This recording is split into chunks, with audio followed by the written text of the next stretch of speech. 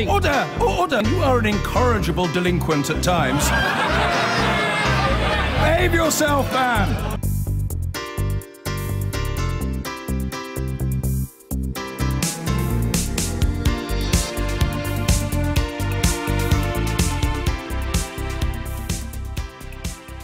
Now, whatever the Prime Minister says about the kind of Brexit she would like, which she did last Friday to be fair, what really matters now, arguably, is what EU negotiators make of it. Well, today, one of them brought his response to Downing Street, and actually, the normally combative Guy Verhofstadt from the European Parliament was actually pretty polite, accommodating, even you might say. He held out the prospect of an individual deal for the UK, which sounded suspiciously like progress.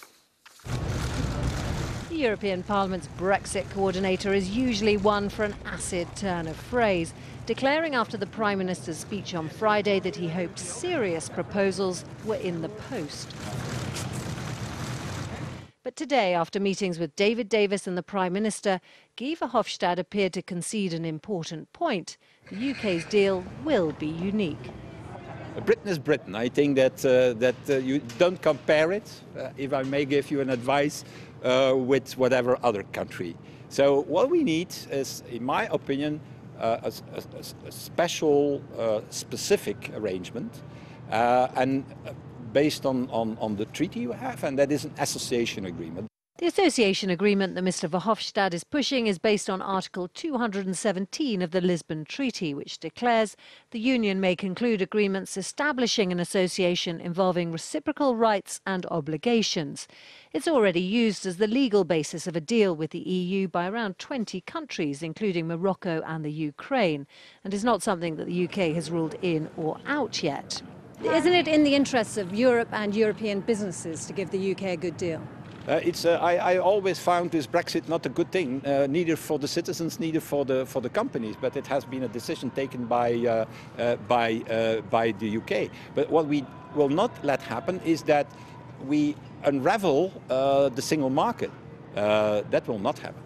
Guy Verhofstadt has not been the #1 fan of the Prime Minister's handling of the Brexit negotiations, but he is an important player in the Brexit scene as representative of the EU Parliament, whose MEPs have a final veto over the future trade deal. And if that's one potential roadblock on the way to Brexit, the Irish border question is an even larger one. Today, the DUP went to Brussels to make their case that the EU's backstop option of a border in the Irish Sea is a non-starter. The single market that matters to the people of Northern Ireland is the UK single market. 72% of the goods from Northern Ireland go to the rest of the UK from Northern Ireland. So it would be an economic catastrophe if we allowed a border between ourselves and the rest of the UK. Stop Brexit!